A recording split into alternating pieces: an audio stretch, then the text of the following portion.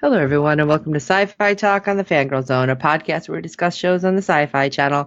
I'm Sean, Fangirl S. And I'm Steve, and tonight we'll be discussing episode 7 of the event series, The Purge. I almost forget that it's SyFy and USA when we do this one. Yeah. But, oh my gosh. So, Wow. stories really are converging, and Yes, they it's are. making me wonder how many more will converge. So, let's jump into ratings news first. All right, episode 7 brought in a 0.40 in adults 18 to 49 with 1.026 million viewers, making it the 12th overall cable show for the day. That's amazing. Yeah, staying over 1 million viewers through 7 episodes. That's awful good. Right, especially when it's not on like one of the network TV stations. So that's great. All right, let's jump into episode 7 because there's so much to talk about. And it's like, okay. Yeah. Lovely, dark, and deep. Miguel and Penelope hike the forest. Oh, that's an understatement. Yeah.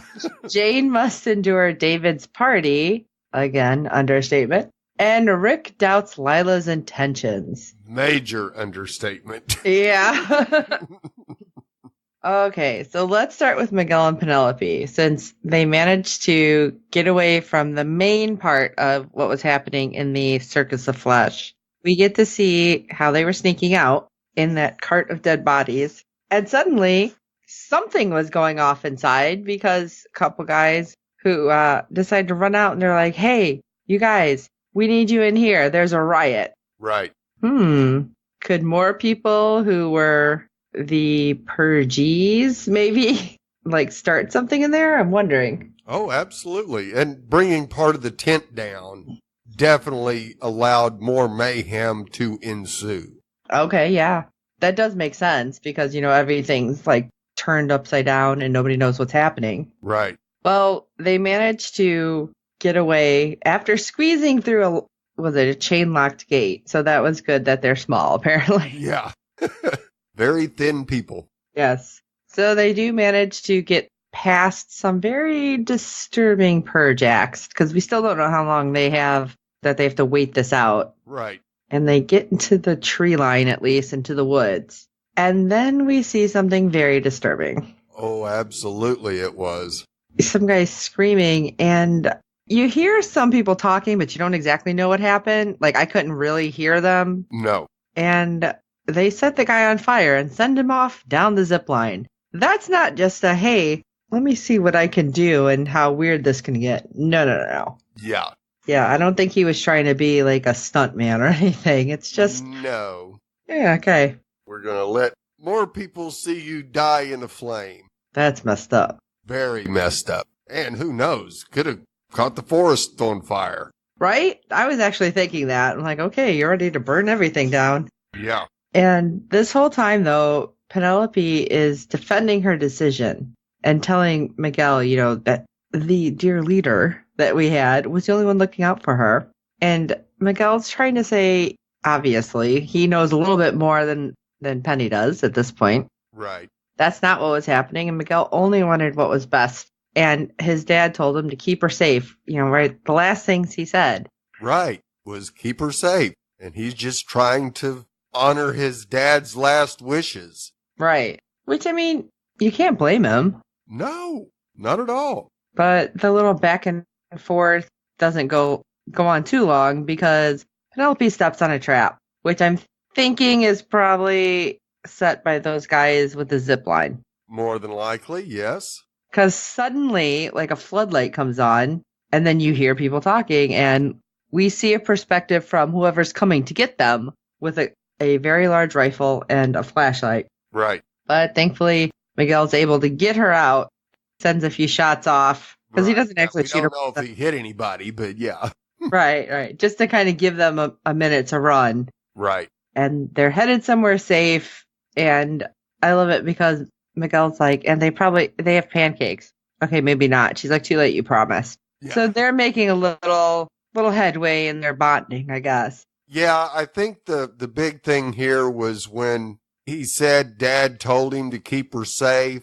That kind of gave Penelope some pause to consider Miguel's motivations. And yeah, if their dad told him to keep her safe, then yeah, her joining this cult and trying to get back to her parents is not what their father would want. No, definitely not a good thing. Right. So I'm thinking they're headed back to the bar, Pete the Cop's bar. Oh, absolutely. So let's hope that they make it. Yeah. Oh, God. So it was so hard not to message Steve after I watched this whole back and forth with Jane and her scumbag Joe. No, Joe's okay. It was. Oh, yeah, David. not Joe. Yeah. David, sorry. Scumbag I was just David. mad at everybody in there. Like, yeah, this got real creepy and just every which way or wrong you can get. oh, yeah. So the last time we seen her, she was grabbed by security and being tied up into one of the little boxes that were part of the live art show, apparently. Yeah. And, oh, God, David just makes me need a shower because he's, like, irritating. But Anya walks over and she's like, it's not so bad. That's how I got the corner office. You know what? Screw you in the corner office, okay? Exactly. But after telling Jane, oh, just keep your eyes closed, it's like, oh, God, really? Jane does manage to be like, just take the card out of my pocket and call the number. And it's the matron saints. And I was surprised that Anya did take the card. I thought she was going to take it and, like, throw it or something. Right. Or hand it to David. But she actually called. I mean, by the end of the scene, we know that she had called. Right. I was just surprised. Yeah. We also have some other little creepy guy who apparently works at the company because he knows who Jane is, that she Right. works in actuary. And he was that not the weirdest thing? Because he's just sitting there like staring at her like really close. It's like, dude, okay, I already know you're going to be creepy and trying to touch me, but what's with the staring up close? Right. Yeah, I was like, ugh. Yeah, this is a David wannabe. Yeah. And then David decides to taunt as he's groping her and complimenting her, and then we get flashbacks. Right. And you go, oh, no, no, no, no, no. Right, because the first flashback is at school, and I'm like, oh, please tell me that this teacher did not touch her. Right. And no, he didn't. Thank was you, actually thank one you. of the few that was a supporter of hers. Yes, because she was smart. Yeah. And he's like, she can get into college, but she narrowly missed the spot in the robotics lab. And he's praising her, and her mom's worried about the money. And she's like, well, you know, if you play the game, you can earn scholarships. And that's when we start seeing that basically she pushes her daughter into beauty pageants. Right. And you see how just disgusted Jane looks. Yes. And she did not want to be walking the catwalk in a bikini, having people oogle over her body. No, I don't blame her because she's so set on being the one who's smart and the first person in her family to get to college, and she's not trying to use her looks. And I understand her mom saying, basically, you need to do whatever you can to get these scholarships. But later, it starts to irk me. Right. Because we see her like getting ready for an interview, and her mom's like, no, that's not what we agreed on. And she's like, Mom, I'm putting the heels on. Don't worry. She's like, no, you take off that jacket. You need to play the game. These guys are going to be looking at you. It's like, oh, no. Yeah. Like, I was on the fence with, okay, you know what? Yeah, being in pageants, if you can pull it off, you can get scholarship money. Right. All right. And I'm thinking, okay, you do what you can, especially if you're trying to get into like a big league school. Right. But of course, she could have gotten scholarships because of her scores and her brain. Right. I don't think her mom realized that there are other ways to get scholarship money than flaunting your body. Right. And then I was just getting like more and more irritated as it went when it's like, no. You need to basically flaunt her body. Yeah. Yeah. Show some cleavage. Ugh. What? No. Right. Just no. And then put her foot down. She's like, no, I'm not doing that. I'm going to be respected for my ideas, not my looks. And then we come back and we see Jane squirming because David is just groping her and talking about how, oh, the fear in your eyes is what's going to hang on. And it's like, oh my God. Yeah. The hell is wrong with you? Rubbing this in big. Yeah, he is just a sicko. And all of a sudden the lights go out, but not in the art cases. Right.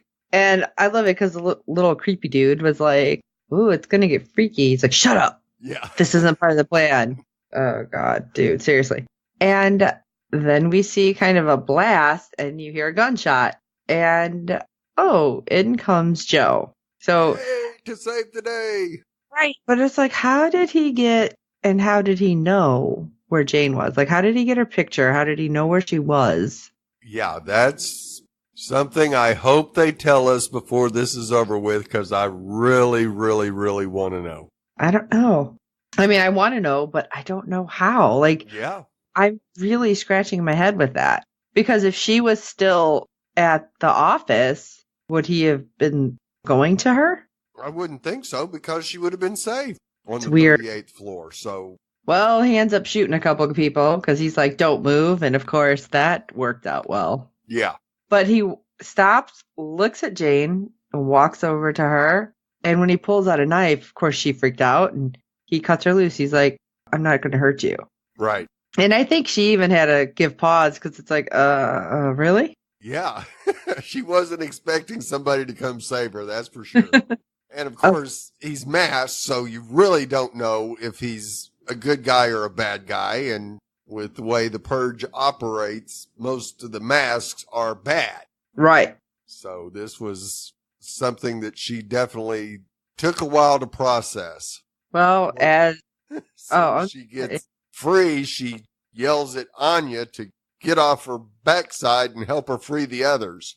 right, and he didn't stop her. No. He's like, get him free. And then David, you know what? Had he just been hiding back there, he'd have been fine. Yeah, he might have lived. But no, he wants to try to slither off like the snake he is.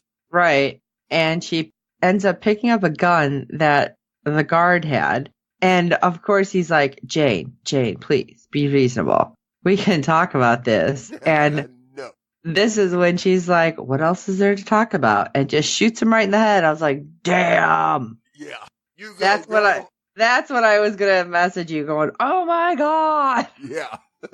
She actually pulled the trigger. Yep. And it's weird because Joe's like, yeah, you're going to go someplace safe, which we still don't know what he's doing. No, where he's taking these people that he's saving. I'm kind of afraid, to be honest, but Right, yeah, because we still don't know for sure that he is absolutely 100% good. right. Because as they're pulling away, up pull the matron saints. I hope that we see later, like those guys with, that branding on their forehead. Oh, absolutely. That would Especially the little creepy dude. Yeah. So, do you think that what is going to give Jane the most issues with dealing with this? Her killing David or the way David treated her? Honestly, I think it's going to be like I should have never left the building. Right. Yeah. And she's going to have a she bunch of should've- regret that she's going to have to process. But it's more going to be that in my mind. And she should have just waited to see what would happen. Right. But then she would have never known. Well, she would have known the next day when David showed up and the assassin didn't. So. Oh, that's true. But she would have never known about David. Right. So, there's that. Who knows? All right. Let's go to our last group since these are starting to come together. We have Rick and Jenna, which, of course, last we seen was Lila pounding on the door. And I'm like, oh, are you going to let her in? Do you have a bigger camera angle? What's going on? Right. And, of course, that's Rick basically dragging his feet. He's like, we don't know who's out there. Look, there's somebody there. And what do we do? And so it's like, all right, let's work together. We'll open it a little bit. She can crawl under. She's small.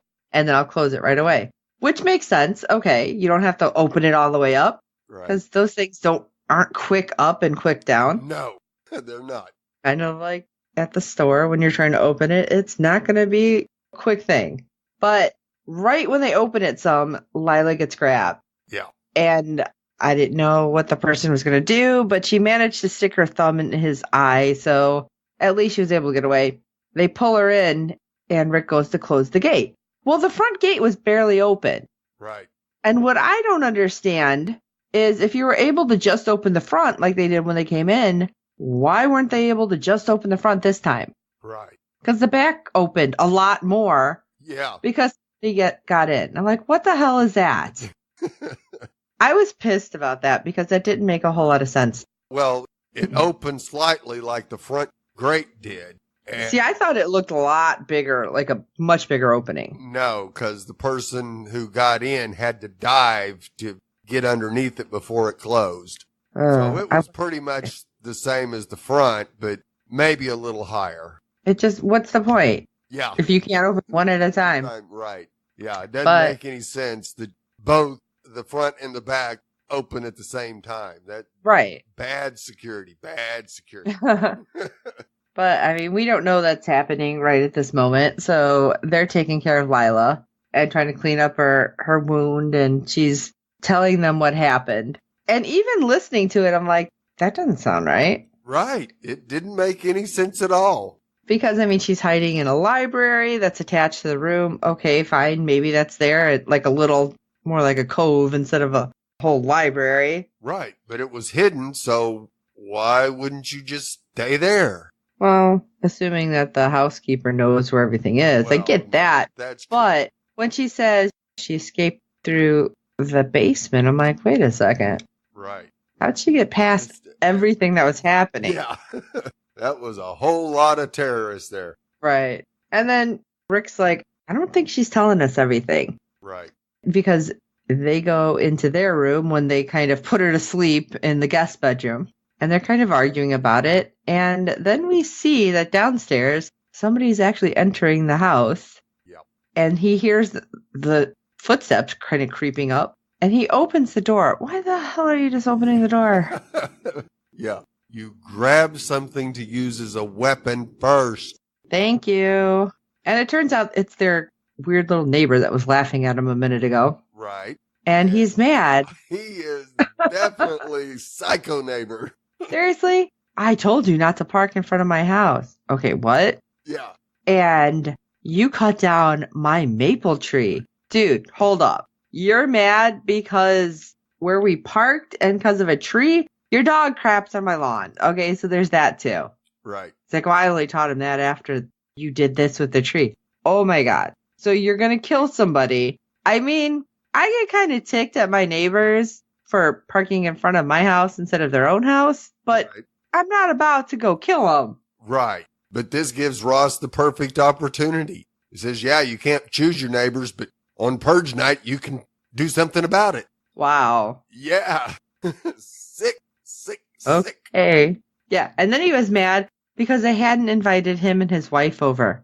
What? Seriously, you got some problems. Yes, big time. And Ross had turned the gun on Jenna. And of course, Rick's like, no, don't. She's pregnant. And so, kind of back and forth. And Jenna was really bad. She throws, I don't know, a vase. Right. Not even close to the dude's head. Just kind of misses him and then runs. And he grabs her outside the bedroom then and has the gun pointed at her. And Rick's freaking out. Well, Lila, which obviously Ross is not paying attention that there's another person in the house. Right. Decides to stab him. Where the hell did she get that giant knife? Yeah. Did she run downstairs and then come back? Must have. My God. Downstairs into the kitchen, grabbed a big knife, and came running back up. Yeah, just without right being heard. Boy, she's got some light feet. But man, right into the side and then deep into the back. And wow.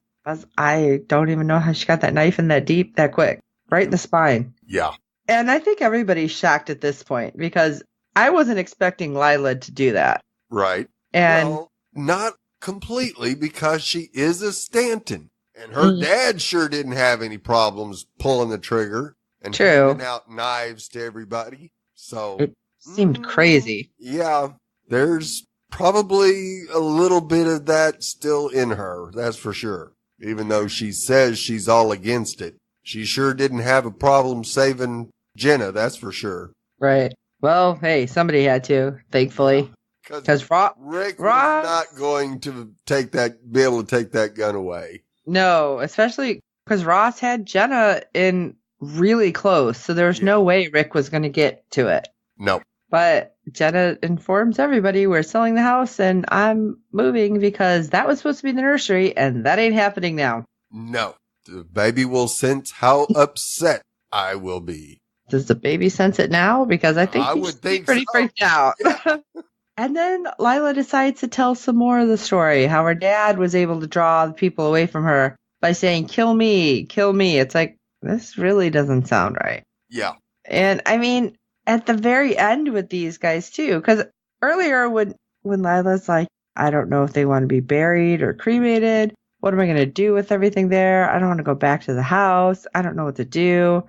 And then she says that, and I'm like, okay, somehow I don't see your dad being, I'm going to sacrifice myself for you. Right. It just doesn't sound right to me. No, it really doesn't. And then at the end, when they're on the couch and, Rick's like, you can go up to the guest bedroom and get some sleep. I'll take watch. And she's like, I'm fine here. And she grabs Jenna's hand. Right. And she falls asleep on the couch. And you just see Rick like, this doesn't seem to make sense. No. You got each of them with one of Jenna's hands.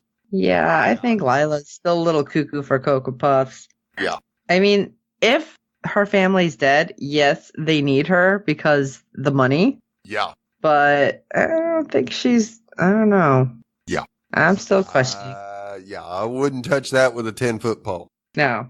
All right. Well, will more storylines converge is the next question that I have. Yeah. So Surely Joe will run into Miguel and Penelope before they get to Pete's. I would think so. Right. But then again, we don't know what area of the city they're in. So, I mean, yeah, they might not be that close.